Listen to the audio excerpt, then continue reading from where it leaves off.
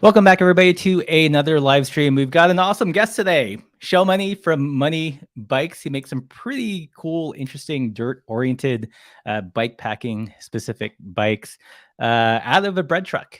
But before we talk with Cjell and learn his real name later on in the live stream, if you guys like this content, don't forget to support the channel. We've got a bunch of interesting merch, like our Party Pace ESI silicone grips and the new. You guys know I'm a fan of 2x, and I just had to get these made.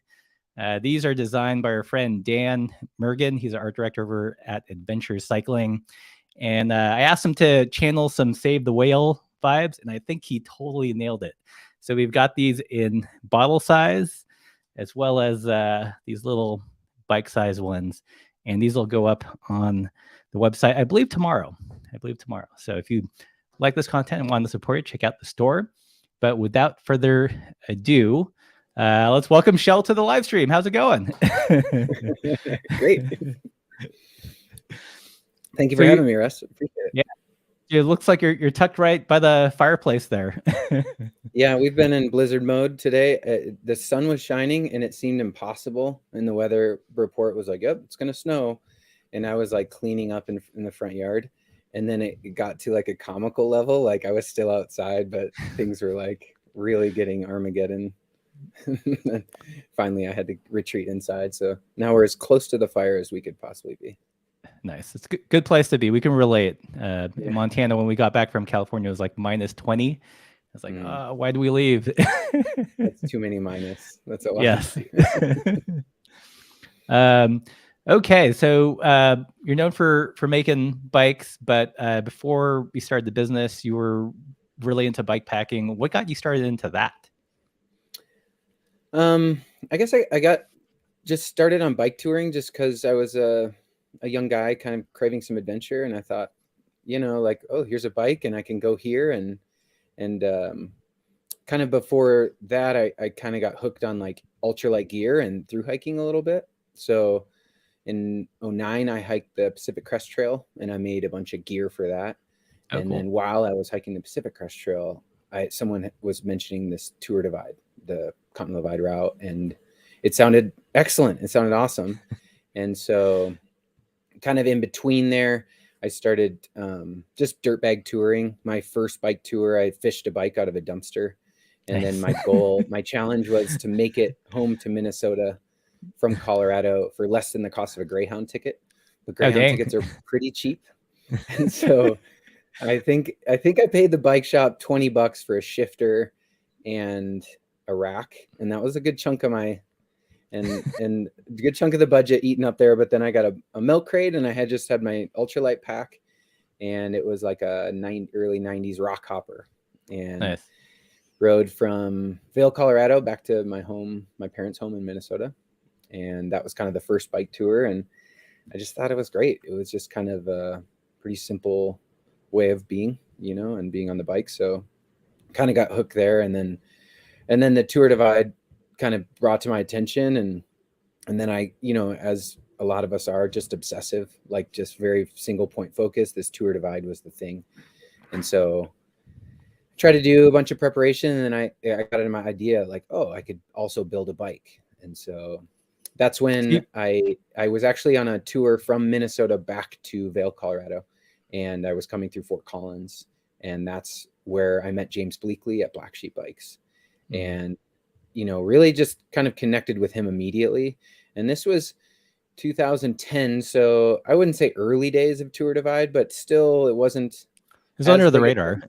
Yeah, it was under the radar. I think the movie was like right around then as well, and so James was kind of like, whoa, that is a cool route, and it would be cool to have, one of my bikes out there. So he offered me a real good deal on a frame and a fork, and a real good deal for a $5,000 frame set is still a lot of money. And I said, James, that's a really great opportunity.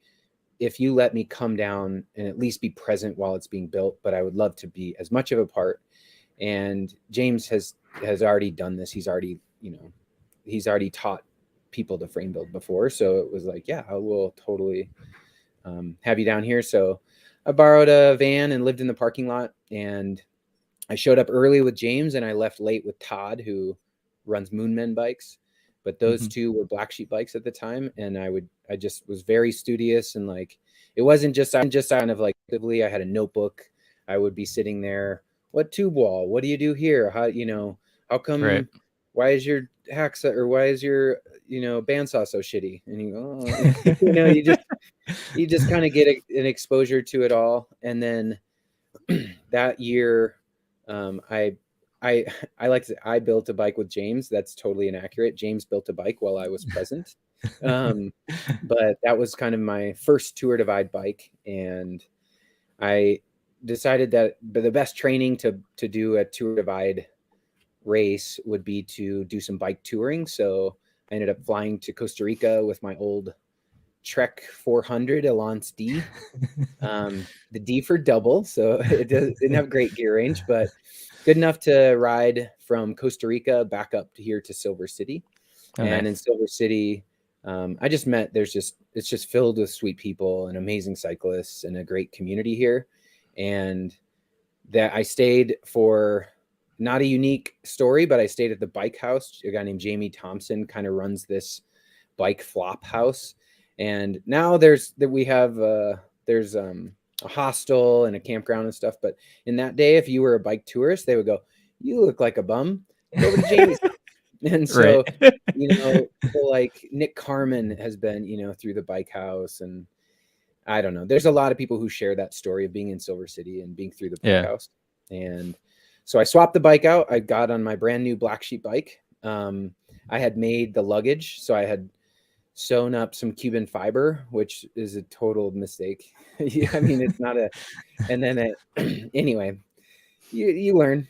But kind of like the first time I had that kit together was the first day of the Tour Divide, basically. So just hopping out, and that was the first kind of time I had off-road toured at all. I had done at that point a fair amount of on-road, but just like having that kind of excuse or that hand holding of the route that already existed. You weren't trying to link together gravel roads, which is an extreme challenge in itself, but having that route already paved and already well trodden, it was very inviting for a guy. So that year, were you just riding it, or were you racing it then? I was racing. I would be sliding myself to say I was just riding. I was trying very hard. But I think that was a year, I want to say I was like the only American in the top 10, which is kind of a cool fact from that year. That was the year Oliver Whalen, Ollie Wally from New Zealand, won. And I love Tour Divide history, so I like going over it. But he and Craig Stapler rode shoulder and shoulder. So no drafting, and two upstanding guys, of course. But they rode together from basically Banff to Grants. And that year, Craig Stapler's pedal fell apart in Grants. And totally heartbreaking, because he was about to win the Tour Divide. I would guess that him and Oliver would have finished together, but basically his pedal fell apart and Oliver went to win. And it was a hard pill to swallow for Craig, I think. But I was northbound that year, like every year that I ended up racing. And for me, that was just it was just a natural thing on this trip. And then in the future, it just felt better to not have the pressure of the mass start, especially in that race atmosphere. You like stop to take a poop and people pass you and you're like, oh no. Yeah, exactly. Or for example, like you get to a gas station and there's no chocolate milk, or you get to, Butte and there's no more XT cassettes, or whatever competitive vibe there is around this mass start kind of thing. Right. So I found myself fortunate to really be able to like introduce myself to the sport, but very in a solo capacity, where I was still engaged with the kind of the race and the scene, but also I didn't have that grand pressure of that mass start, because in my years of riding it, I've had the privilege of passing so many of these Tour Dividers. And I say, the race, it can be a great way to wreck a good bike tour. And for a lot of those people, they'll pass me and they'll be thinking, either they'll tell me about how they were really in it for the first part, or I'm about to, the Tour Divide has this thing where your dot turns from blue to white or something when you stop being competitive, however they describe that. And there would be so many people around this white dot area that would just be battling. They go, oh, I'm going to not sleep tonight and get back in it. And I'd be thinking like, what, really? So I definitely understand that mass start and competitive vibe, and I don't not have it myself, but very fortunate to have run the Tour Divide when I did northbound, and very much in kind of the solo capacity, which for me just, worked well. And I think for a lot of people, the race and the Tour Divide route is a great segue to get into it. And grizzly bears can be, they are terrifying, or, XYZ, running out of water, cold, all the real challenges of bike touring. So I would never blame someone for really desiring for that first bike tour to be start in Banff and have that support with everyone. And I think that's something. But for me, I was already a dirtbag, so it wasn't a big shift. I didn't have to quit a job to kind of start doing the. So when you so when you were riding it, did they give you ideas for future bikes that you'd want to build? Like, the bike I'm riding, I wish it had X. Like, what experiences did you draw from your Tour Divide routes that ended up on the bikes you build? Yeah, 100%. And that's a great time to put a lot of out. Bike tour is a great time to meditate. And if you want to really let your mind go somewhere, nerding out on bike design is wonderful. It's a really, I know that but that, that first year was, I armchaired like so many people do. I armchaired my first bike design. And what I came up with was a full suspension titanium bike with a roll-off. Nice. And I got talked out of it. So at my apprentice at Black Sheep, I thought, well, Matthew Lee is winning the Tour Divide and he runs a lefty fork. I got to have a lefty fork, for sure, lefty. And then James has this kind of soft tail design. So it's like a flex plate and he has a soft tail. And I thought, that seems like a good thing. I want that too. And then you see pictures of the mud and you think, I need a roll off. I want a roll off. And so the first bike design from my armchair was this full suspension kind of roll off thing. And I remember Todd being like, really, that sounds kind of, and in the process of being at Black Sheep, I ended up thinking, yeah, I think a rigid 29er is probably a better go.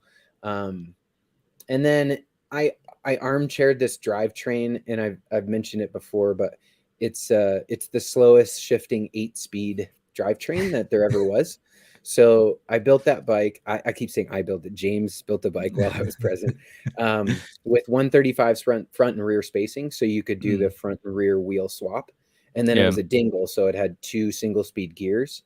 And so on the front you had 2 cogs, on the rear you had 2 cogs, and then that makes 4 gears. And then to double it, there was a bottom bracket shifter. So some people know the hammer, but this is Schlump. Yeah. Schlump. Yeah. And the Schlump is a pretty impressive piece of engineering. I wouldn't recommend it to anyone. Really? How come? Like I so wanted to do a video on that thing. It's really intriguing. I have one on the shelf. I would be happy to send it to you. Yeah. Is it? The one thing, the ceiling on it's a planetary spider on the chainring. So I know that but so there's 3 versions of it. There's a hyper underdrive, there's an overdrive, and then there's a hyper overdrive. And so the recumbent crowd really likes this because they have tiny wheels. So I was trying to figure out how to get the gearing, and they'll use something like maybe the hyper overdrive. And then the hyper underdrive is for, I don't know what, but there's only one that's reasonable for an upright bike. Like this step is reasonable for a shifting bike. But the problem is on a bike tour, I think the people kind of overblow I need to repair this anywhere in the world, but you can't do worse than a Schlump when you talk about that. It's like I rode the AZT with that Schlump, and I remember one of the bottom bracket buttons fell out. Oh no. Isn't that uncommon? And I've had And I dreams remember of doing a Schlumpf and roll-off drivetrain, just just to have ridiculous range. I would click on that thumbnail 100%. 100%. But I remember I dropped it, and I had some friends and they were on single speeds, and I dropped that button, and I was kind of like really stressed out, and I had to double back, and I was looking for it, and they're looking at me like, "Oh, you're on a single speed bike now?" Like, duh. But yeah, it's funny for that reason, and then it's very expensive. If you're buying a Schlumpf drive from Schlumpf, like buckle up. I think at that time through I think I set up a wholesale account through Black Sheep, and I want to say with no crank arms, with no chain rings, with nothing, just the planetary and the bottom bracket, it was $900. Oh, really? Back then? So Dang. that was wholesale. So let's call that like a $1,500 bottom bracket, you know? So it's a cool thing, but for those reasons, I'm not building Schlumpf bikes so much anymore, but they're cool. And it's a solid unit. It probably is a little better built than the Truvative Hammerschmidt is the other 2-speed. And that's a bar shift where the Schlumpf is a toggle on the spindle. And I remember I actually wore holes in my shoes from bumping that toggle so much with my heels. Yeah. But yeah, I had a friend that did some tours with a Brompton, and that's how he got the extra range, was he put a Schlumpf on it. And I was like, oh, that's brilliant. But I wanted to make a video on you've heard of the classified hub, right? That's like the big rage. Oh, the 2-speed gravel thing? In the back. And I was like, well, there's actually like a bunch of like alternative, like mechanical alternatives that do something similar. There's the SRAM dual drive, the Hammerschmidt, the Schlumpf, and there's one other one. But anyways, like I was gonna do a video on like alternatives to the classified drive. Oh, sure. Yeah, I like it. I like it. Yeah. Hey, I'm losing some daylight. Why don't I turn my light on here real quick? Okay. I thought I had the perfect studio, but now I'm put more logs in the fire.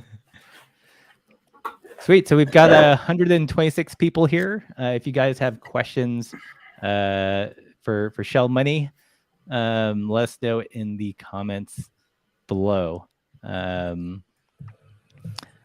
So you armchaired a couple bikes. What became like the actual bike that came from all the armchairing that you built that you liked?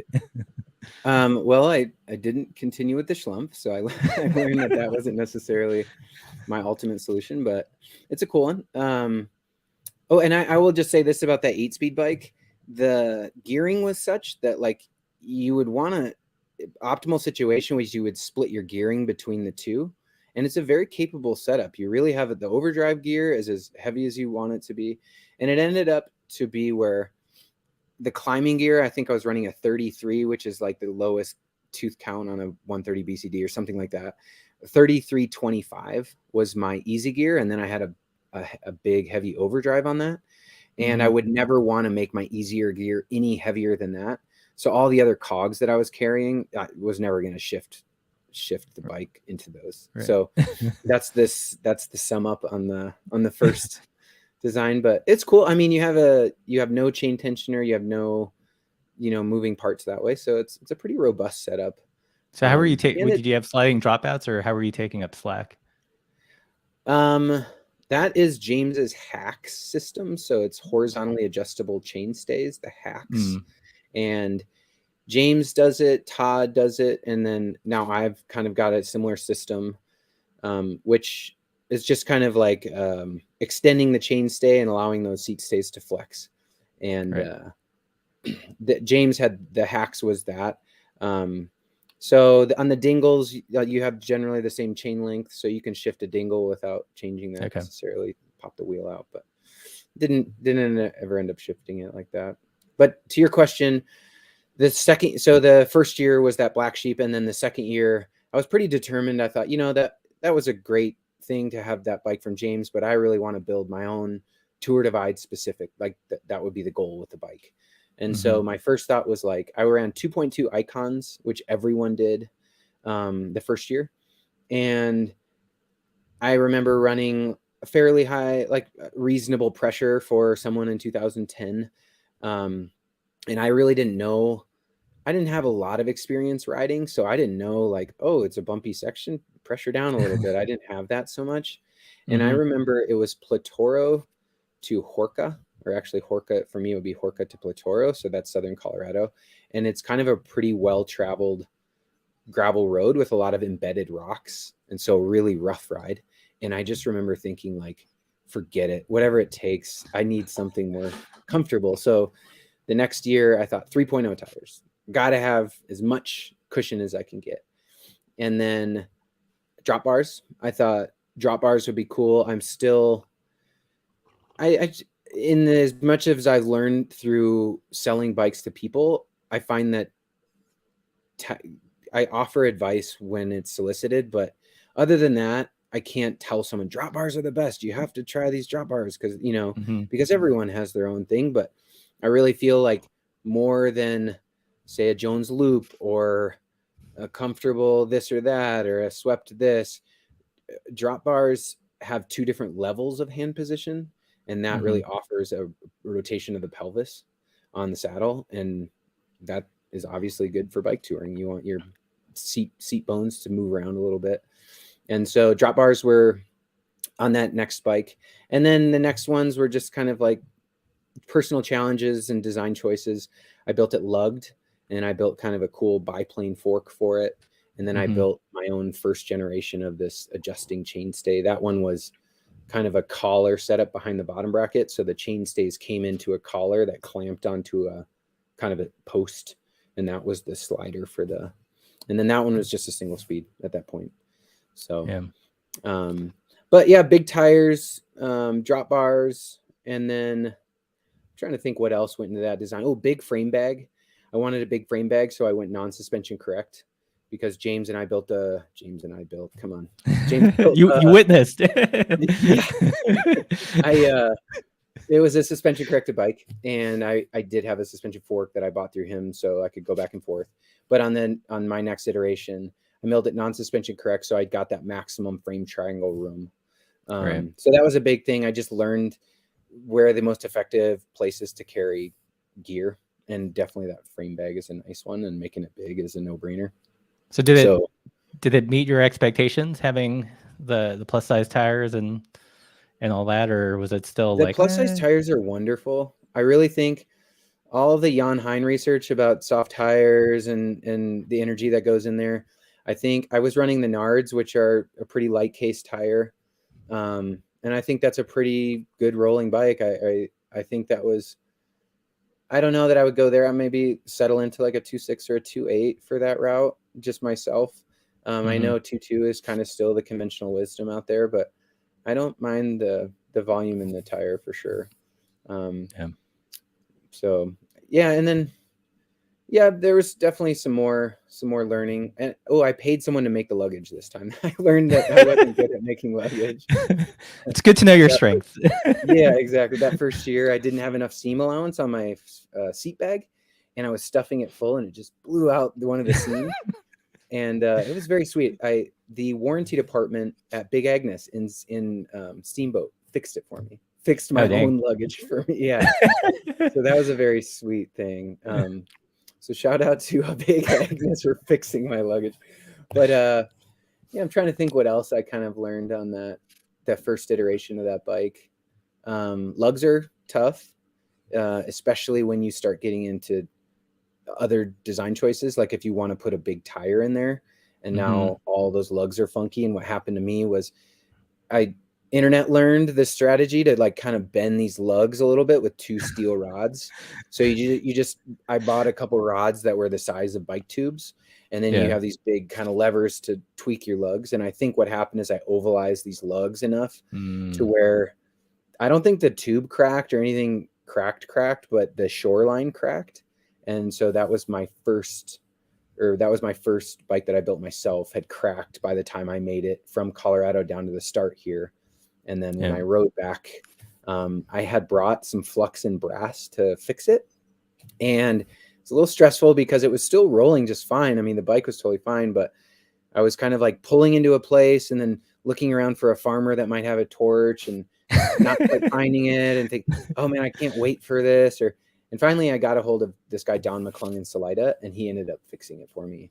Nice. So I learned that lugs are fun and beautiful, but not necessarily conducive to like building anything other than like 73 square or whatever Pansetti, slightly sloping or anything like that. And I respect people that do cool stuff with lugs, is build beautiful bikes and or get creative and go buy lamb or you know, or make Damascus lugs like Shown or something. So but I just learned that like, man, I don't know for me if there's like a future in doing lugs all the time, but right.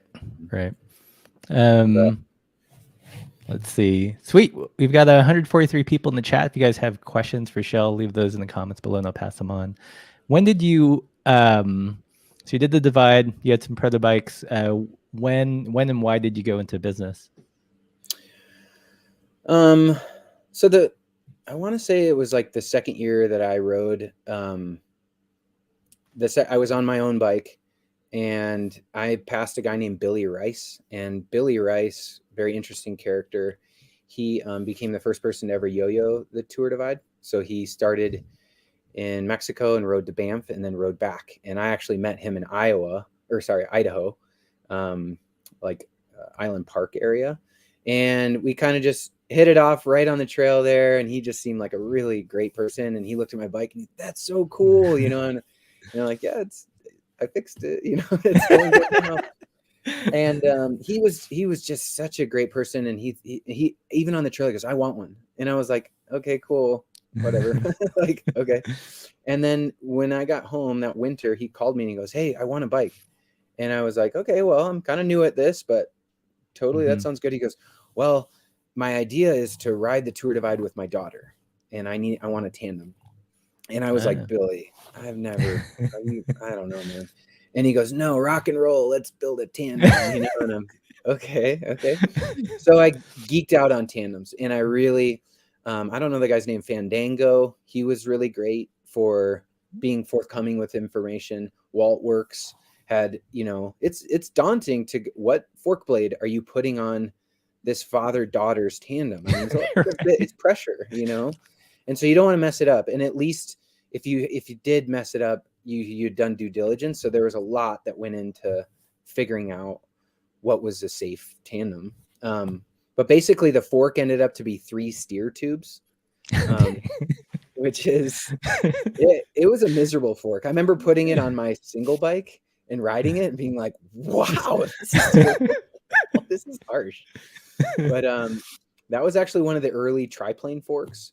And so that was a stout fork.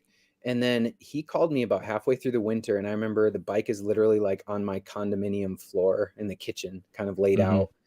And he called me and he goes, hey, Cjell, I'm doing these spring races, and then I'm going to ride the Tour Divide.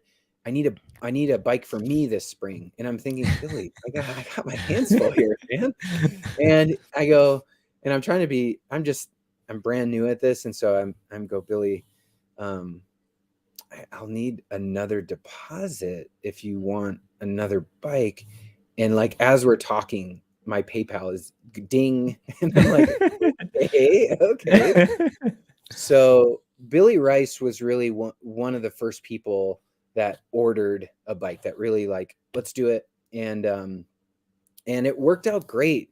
Billy was sponsored by like Marin and was riding a cross bike in the Trans Am. And I remember he vlogged all the time, and he made this video of him cracking this super light carbon Marin. And he was in tears. He was crying. And I thought, man, Marin hooked this guy up, and then this is the publicity that they get. And I kept thinking, like, please, if these bikes make it, I owe something to some, I have to some karmic payment. But they did, you know, and it went exceeded expectations. He was very enthusiastic about the bikes.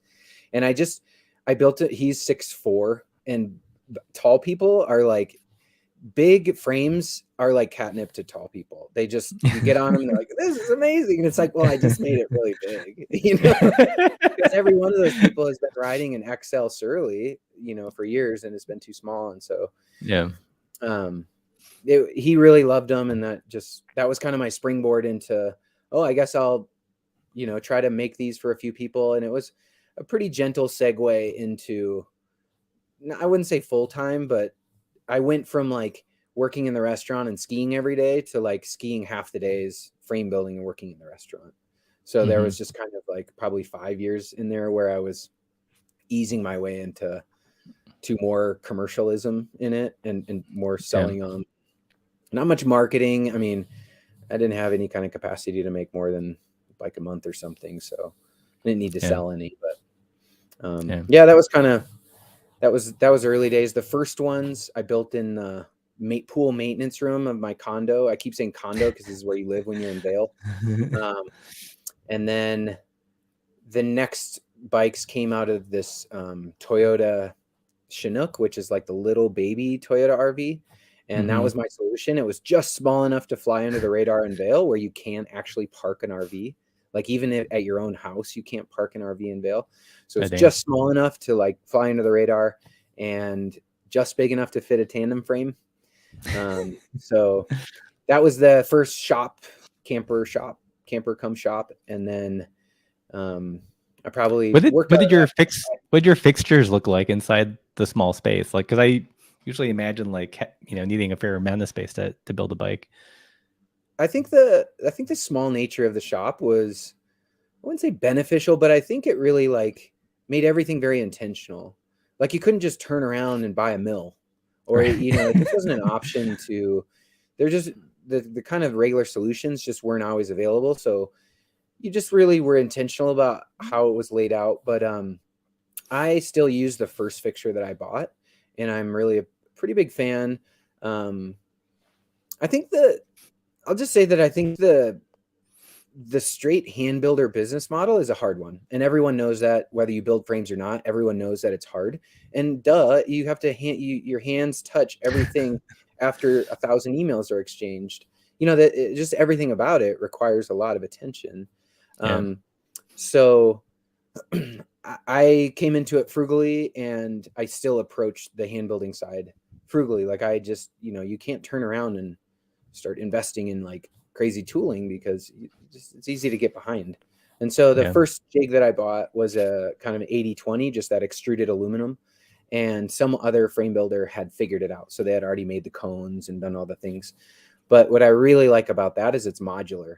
So I just bought 2 longer extrusions and another extrusion, and boom, it's a tandem jig. And I flopped it around, and you can make a cargo bike in it.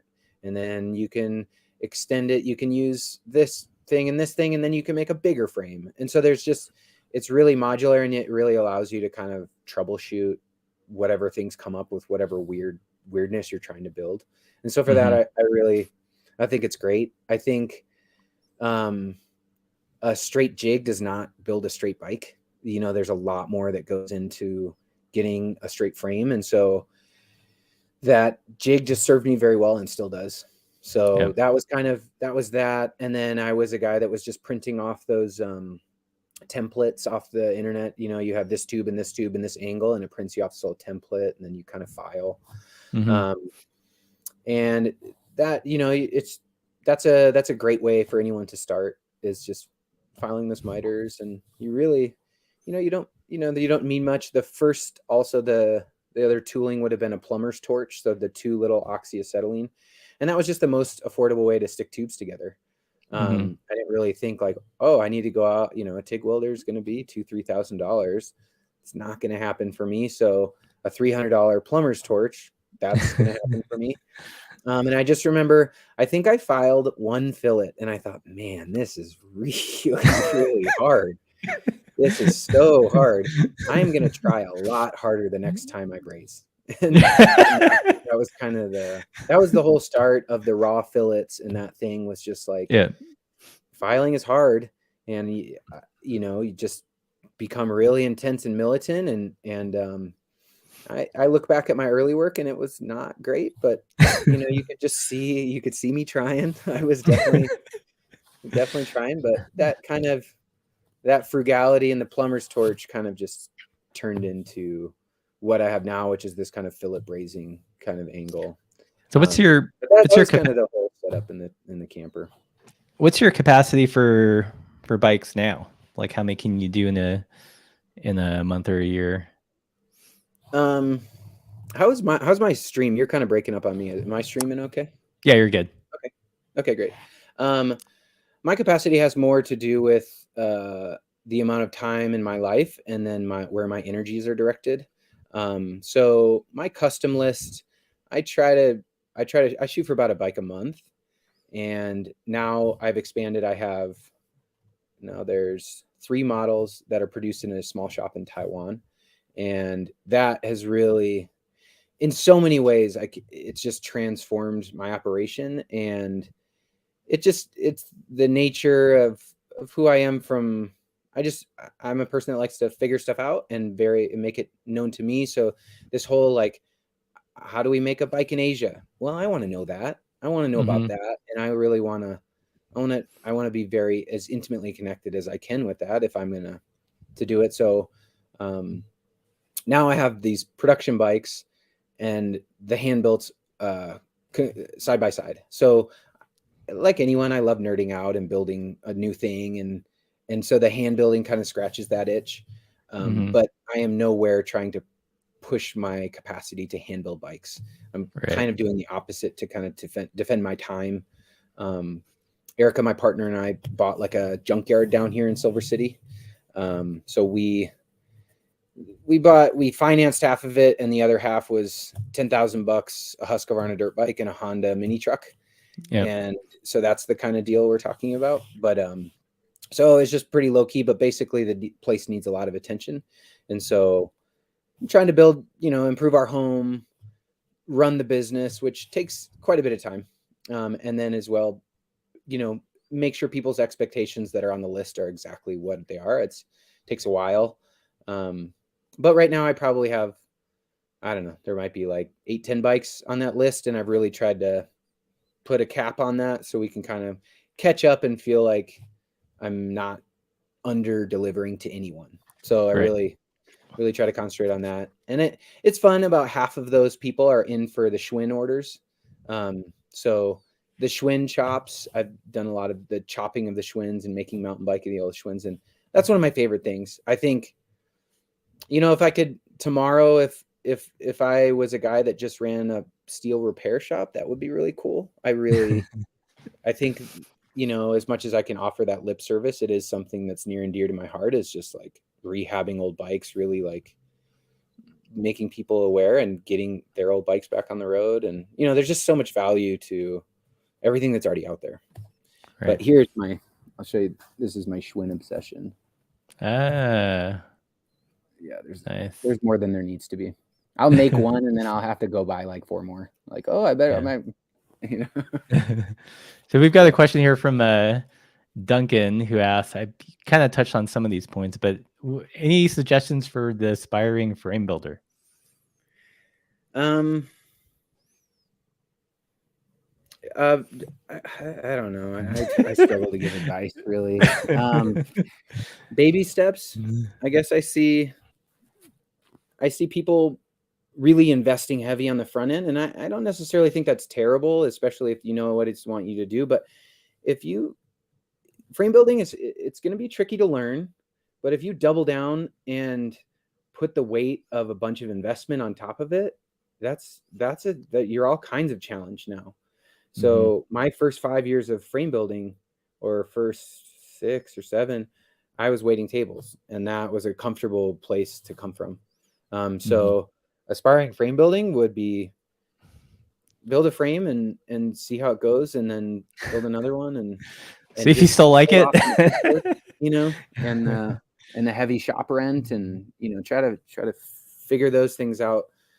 Try to slow the process down as much as you can, so you're not feeling all sorts of pressure from everywhere, because it's it can be, there's a lot of different things that are challenging about it. Well, it seems like you're doing a pretty good job at it seems like you're doing a good job at maintaining like a work-life balance. Like the business side isn't totally consuming your life. I think you asked about a work-life balance. Is that what you said? Yeah, I said that it seems as if you're maintaining a pretty good work-life balance. Yeah. Sometimes I struggle with that a little bit. I really want to be a strong person for my partner, and I want to be a strong person for this community that gives me so much. And if I'm only here in the shop concentrating on this business, which is largely self-serving, I'll miss some of that. So I think, as the more I do it, the more I realize what frame building offers me, but I realize how much the other things in my life, my family, my partner, and a nice place and a nice community, those things are like equally as important. So just being able to like offer time and full energy to each one of those things, and not just feeling like strung out and not showing up well for each one of those. So that's what I strive for and fail, but do my best to kind of offer more aspects of my life, full attention and energy. So we've got a question here from Derek. What's a lead time for a Schwinn chop? Thank you very much, Derek. That's a great question. I will say right now, I'm not taking custom orders. I have a lot of cool stock products, and I love product development. That's one I am an engineer, and that's kind of my background. And so I really get into like making like machine widgets or handlebars, or, I just really kind of nerd out on that. So I really feel like the flight of products that I offer is there's a lot of cool stuff going on there. That all being said, my weakness is saying yes to the Schwinn chops, because it'll be like someone will be like, "Oh, will you do?" Yes, I'd love to. So right now I'm not really taking orders necessarily, but I will be in the future, and I look for me in a couple years. If you're really into them and want one, be patient, and then get at me in a couple years, and I'll still be doing them. And like I said, if you want the lightest, fastest, best, I can try. But if you want to Schwinn, man, it's hard to say no. I think they're so fun, and they're just cool. But yeah, so that's kind of where I'm at. I'm just catching up with the kind of list I have, and concentrating on, getting people that give me money I'm very indebted to. So I want to make sure the business isn't like I'm not shipping for however long, or, I want to make sure that when people give me money, I'm offering them things in a timely manner. So I just need to be realistic about timelines, but that's the longest. How long does this Schwinn take? Answer you Yeah. Let's see. Can we talk about the bike that you're sending over to build up this year, or is that still on the down low? Russ, I'm kind of losing your audio. Sorry, man. Can you hear me? I think it just might be a bandwidth thing. Hold on. Let me see if I can. Let's see. All right. So while Cjell figures out the audio, if you guys have any other questions, put those in the comments below. I feel like the Verizon commercial. Can you hear me now?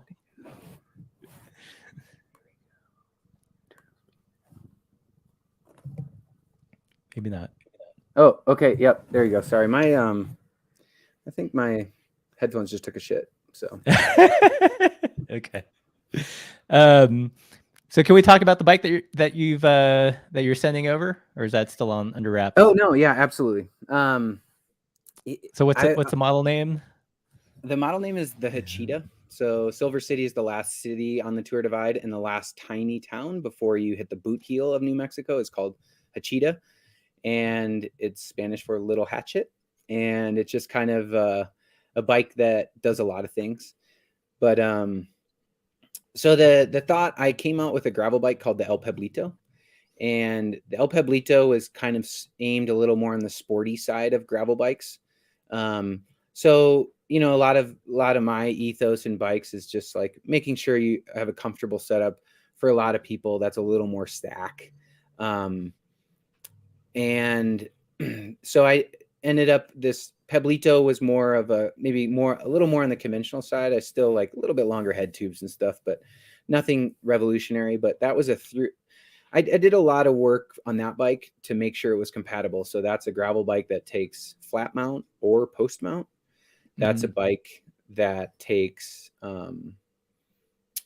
taper or a straight steer. It's a bike that takes a 27.2 seat posts. So when that bike got here, very excited. I built one for myself and I love it. It has a dropper post and I love biking 10 miles to a trail system, doing loops, under biking.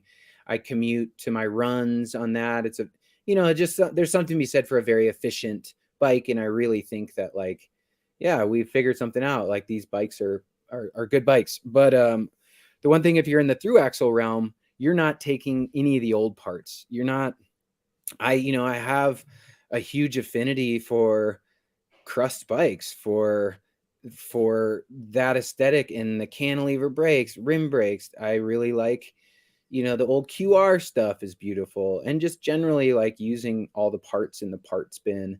And so the Peblito was that a little bit. It touched into that. Like, yeah, you could use a flatter post mount brake, but you're still in disc brakes, right? Those aren't in most people's parts bin yet. But and then I thought, well, blank slate. What can I do to make a bike that will take the old parts?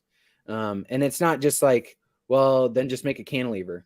No, you want to accommodate more than just a certain wheel size and a certain brake.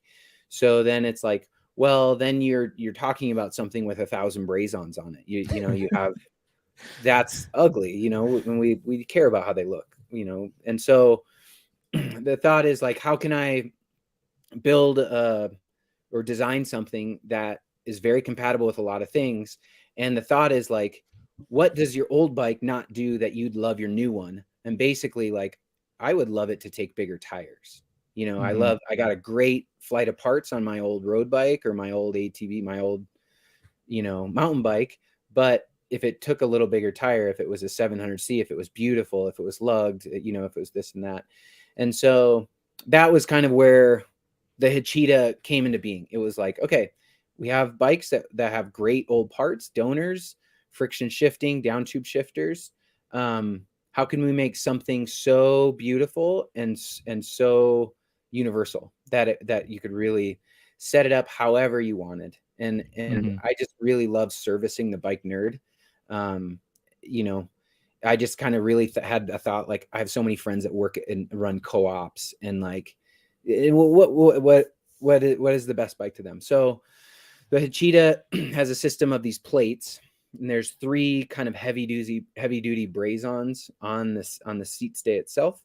And then the plates do a little trick where you can see them there. And in that picture, they're actually in the high position. So that picture is actually the 650B high pivot brake position. So you have that, there's 2 female canty receivers there, and then they can actually be flipped and dropped to the other side, and the offset is just such so that it will run 650 or 700 in a cantilever or V-brake, or in this case, what you're looking at is the high pivot position. So 650 or 700 in the high position. And then there's the plate itself. And that's kind of a cool design. It's a water jet plate. And then the machine piece is just the little female part of the stud that comes in from the back. And those are brazed in. So it's not a full-blown machine part. It's like a brazed together, like 2D plate. But I commissioned you. I thought first, who's the biggest bike nerd I know? It's got to be Russ. I mean, if you're not the biggest one, you're definitely up there. And so my goal right now is just to have people building these in as many different configurations as possible. And so I thought, I'm going to build 1 or 2 because this really appeals to me. But I like it because it's kind of like the antithesis of the direction that the bike industry is going, where everything is super proprietary and locked down, and it's, your options are getting more limited. This one like goes another direction. I mean, sure, you're using older parts, but you can do whatever you want with it. If you wanted to, you put new parts on, but That's right. but yeah, you're absolutely right. And I don't know that it's going to be some smashing commercial success, but for me, it's just like really important to, like I said, service those people that have that desire to. And you know, what we're trying to do with our bikes is just have something that's beautiful and serves us well, especially in the realm of like bike touring or anything. And there's just not as much that's necessary. That all being said, that bike also has disc mounts. So there's little baby ISO mounts, so you could run QR disc, which is just kind of another, you know, I can't wait to see people build a flat bar coaster or, you know, build, you know, as weird as you can kind of get with it. I do have plates for 26er. So I thought it'd be just a little too busy on that current plate. So I have another set of plates that do 26er wheels. So you could build it 26er. The bottom bracket and the geometry is nothing revolutionary. It's lugged head tube, which doesn't lock you in necessarily, like hardline lock you in, but you get a little more, like your head angle and stuff starts to be a little more locked in. So it's not super classic 73. It's probably, depending on the size, it's all size specific, but depending on the size, it's probably in the smaller size about a 70 degree head angle, and then in the bigger sizes we're up in like the 72.5 range. And then the seat cluster is sleeved and filleted, so it's kind of got a bilam sleeve for the seat cluster, and then the top tube and stays are filleted in, and then the bottom bracket is filleted, so you have a nice kind of like lugged, you know, classic cream color with the lugs on the head tube, and then the others are just kind of like facilitating the geometry choices that I wanted to go with. These are just the samples too, which I'm really excited about. It doesn't make business sense to promote a bike that's not here for a couple of years, but I'm really excited to get people's feedback. And then also, hey, can I get your feedback? And by the way, they're already done. You know, that's not what it is. It's really like, yeah, I need your feedback because there's like a lot of things. Those plates, my cantilevers wanted to kind of run into those plates a little bit. So I might have a little tweaking to do there. I don't know exactly how every cantilever brake is set up as far as its depth to like where it's going to run into a plate or something. Yeah, and there's just different things I have planned, and I didn't get it executed, but on the finals, the two smaller bikes, which is the 52 and the 55, will be a smaller tube size, so what's called oversize, if you're familiar with all the sizing of tubes. And it's kind of a misnomer because oversized tubes are pretty dang skinny. Like classic lugged bikes are like real skinny, like Quill 1 inch. But oversized is still a skinny steel bike, and people on the small and the medium would enjoy that. And then double oversize will be the large and the extra large. And I just really feel like I'm a fan of Quill and all that, and I think it's beautiful, but when you put racks on and stuff, you get into some noodly stuff. And I really want, especially for the bigger riders, to have those two larger sizes with the double oversize. And again, your bike is actually double oversized, the one I got you. And so that's another modification I'll hopefully get communicated and done before the finals. But just to kind of make sure that they serve a wide audience and not just that Quill stem lover, you know? Right. But that's another, I'm talking a lot here, but I get pretty excited about it. So I was kind of looking at like a 10-speed or something, set up a road bike. And it was like, well, I believe in I'm from the threadless church. I think that's a little better setup. And so this bike is set up 1.1 threadless, but I have a system. I have like a die so I can cut in threads into the threadless fork. And so on the website, you could order it basically like Quill compatible. So I would cut your steer off shorter to the fork, thread it so you could tension a threadless headset with that nut, then run a shim and run the Quill in the shim. So basically you wouldn't even have to untape those donor bars.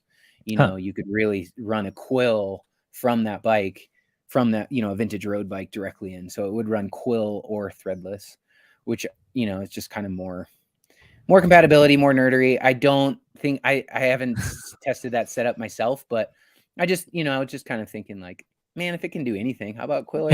You know? Might as well. So, It seems like the bike that once we reach our apocalyptic wasteland and we're all scavenging, where everything's a bike co-op. It's a bike that you'll be able to keep running. yeah, that's it. Yeah. Let's see. All right, so we're at 55 minutes. We got 140 people in the chat. If you guys have questions for Cjell, leave those in the comments below. Someone was asking about your podcast. So enjoy your podcast. What are your future plans for more episodes? Thank you. Thank you, by the way. I'm a chronic consumer of podcasts. I don't spend a lot of time in the shop without having it on. And I listen to the Cobra one. He does a good job. He does a good job of being consistent. I am not that right now. I'm working a little bit on my consistency, but Russ, I don't know if you're aware, I have done maybe 5, and they've been a little tour divide-y, a little, just because I'm into that. So Alexander Houchin, Kirsten from the Brush Mountain Lodge. Mm-hmm. I had Kurt Refsnyder, Hefe Branham, and I had Paul Components on, which is kind of cool. And then Bicycle Pubes was on, and he's fun. He was a great one. But it's just kind of long format interviews. A few people are like, they're too long, and I was like, yep. But I just listened to him so much, and I thought, man, I want to call these people. And I will say that I thought it was gonna be a little easier to set up. I thought download an app surely and it'll be done. It takes a little bit of, you can see my fancy microphone, which is whatever. So it's not that much, but there was a little bit of figuring out, and I'm still kind of dialing in the audio. It is listenable. The audio is not so bad, but I definitely need to invest a little more effort in the audio. I think the worst part is if you're driving and the Google navigation comes in and is screaming at 1,000 decibels, and I'm down here whispering. So I just have to kind of work on the audio, but it's just been really great. At this point, my next episode that's planned is Mac McCoy, who is the father of the Tour Divide. And I think I'll have maybe Carolyn from Adventure Cycling, just to talk about what they're doing up there, and then have Mac on and have kind of an adventure cycling episode. That would be kind of cool. And then I have Mike Kiriak on my list. He, I just have a lot of interest in the old Great Divide race before it went Banff, before it was the Tour Divide. And so I want Mike on because he's very in touch with kind of the old school Tour Divide. And then I don't know, I don't have much. I just need to kind of get it done. I'm not always on the ball with it, but when I do make it happen, it's so fun. It's just a cool thing to call and chat with people and get stories. And that's where I feel a little bad in this interview because I'm just so chatty, but I would love to turn it on you and see how you on, Russ, if you would like. But I mean, people that watch the channel hear me talk all the time, so I'm a little bit okay with letting the guests go because they all know what I'm gonna say. Here's an interesting question here's a more technical question from Brian. Can sloping top tube be done with average lugs? So it's you'd have to bend them, right? or manipulate them somehow. That's a great question. There is Pansetti was the last modern lug, and that gives you a 6 degree. And my Tour Divide lugged bike definitely started with those lugs. And then you start cutting and bending. There's different ways to do it, but you can kind of you can make a good cut, bend it in, and then get it nice and sweat in there. You can start modifying lugs pretty readily. You will fall out of that Randonneur. It won't be a Chapman video by the time that you're done. So, but you kind of can, if you do away with the bottom bracket lug, you really open things up. If you do away with that and the seat cluster, now you have some freedom. You're still, you can't go super sloping in that case. If you really want a sloping top tube, maybe you would, bilam that top lug, and you start playing with it. It's a kind of a fun challenge, but in the end, it's well, Philip Ray's bikes are pretty strong too. So it's diminishing returns, but still fun, to kind of play that game. And I really have a lot of respect for people that do really mess with lugs and really kind of get out of the box and still build lug bikes. I'm that was a silly challenge, but Really impressive. Really kind of cool. Yeah. Well, cool. We're coming up to an hour. I think I'm going to take us home here, unless there are any last minute questions. If you guys have any questions for Cjell, leave those in the comments below. I'm going to just cruise back real see and see if there were any that were good to ask. I don't. Can we think ask so. you questions, Russ? Sure. Kill some time. We got a minute. Okay. Yeah. No. That California trip, that was wonderful. Are you in? Have you gone into California depression yet, or? Yeah. Well, yeah. Whenever winter starts, I have longing for warmer places. Sure. We're actually going to go back to California for sea otter, and I'll be there. Oh, cool. I'll be there. There may be one of my bikes there. Nice. Yeah, I love leaking stuff, as you know, but I'm not the only one with vested interest. But we might have a bike there, but we will be there, which will be a new experience for us. But we're excited. Yeah. We're gonna go and do videos on the event. I was thinking, last time we went, we did that how to pronounce painter video, and we just asked everyone the same question to get a range of answers. So I think this year, that's cool. This year I'm going to ask everyone, is a gravel bike just a 90s mountain bike, and just try to capture just the range of reactions and see. I feel like it's beaten to death, but still, like it's a comment that I get all the time. It's so annoying. Yeah, that's a cool one. I like that. Or I don't know. If I come up with something better, we'll see. But yeah, we're gonna go back to California for that, and I don't know if you saw that shifter, the little shifter project with the die comp through Soma. Yeah, we're gonna stop by the Soma office while we're down in the Bay Area and just press the flesh and see how things are going. How hard has that been? My question is, like, what kind of involvement have you had? Have you been more of the idea guy, or are they sending you drawings, and like what I've definitely been more of the idea guy, like Jim Porter, the guy that I think he owns Mary Sales Soma. Okay. He's a big fan of the channel, and he reached out, and he was like, I want to support your channel. And I said, well, let's try some interesting products together. And he knows the people that run Diacomp and Sun Tour, and all he can do all the facilitation. I just have to feed ideas. There is some back and forth, like the engineer, like we're working on a rack. Okay. It's similar to the old Nitto F16, but modernized to go up and over a threadless stem, and it's got some kind of Nitto features built into it. And there, I gave some Nitto features.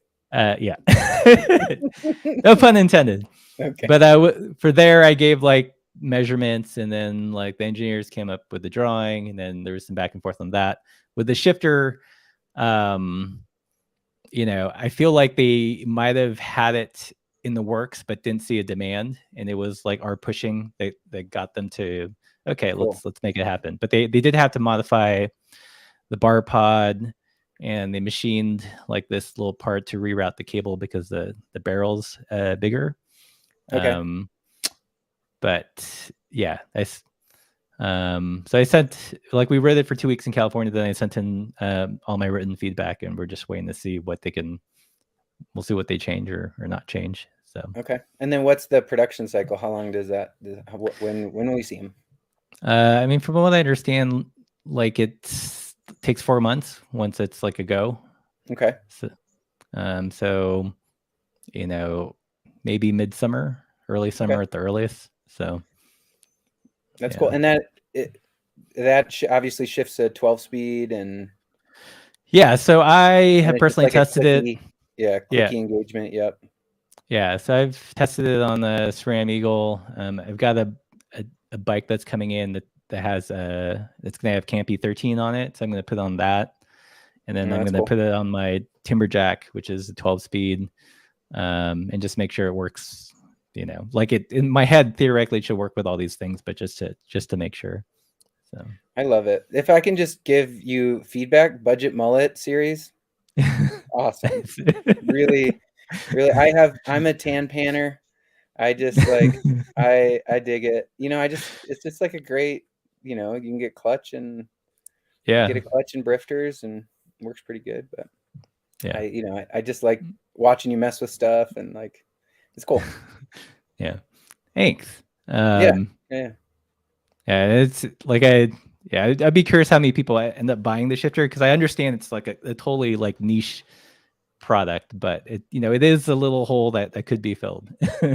Yeah. And that's fun. I mean, I'll be interested to know too, you know, how it goes and Yeah.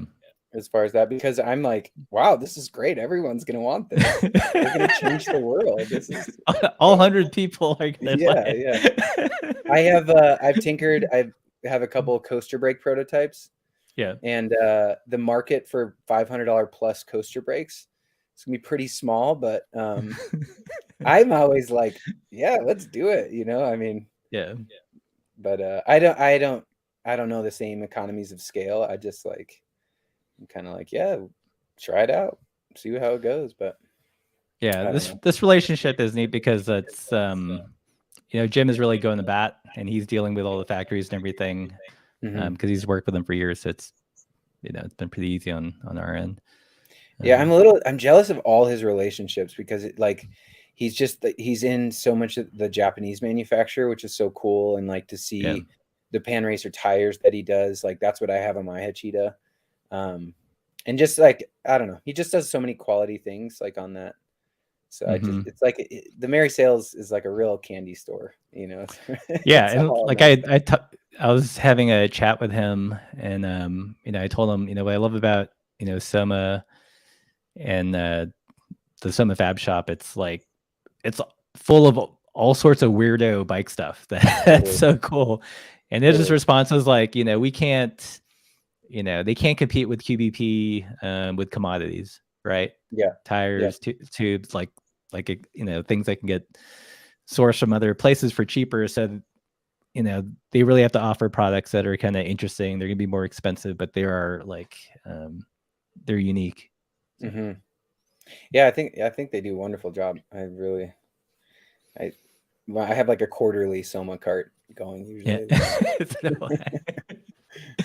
Yeah.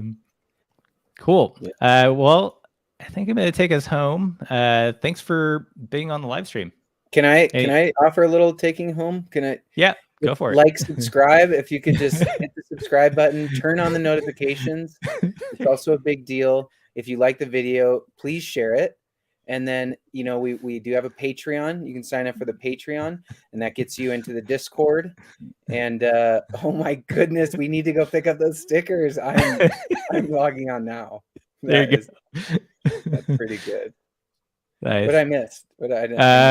I think you got it all. I just have I just have to do the keep the supple side down part, and then I think that's it. So everyone, keep the supple side down. Thank you, Cjell, for joining us, and check out his website if you haven't already. I'll put it should be in the description below, and we'll see you.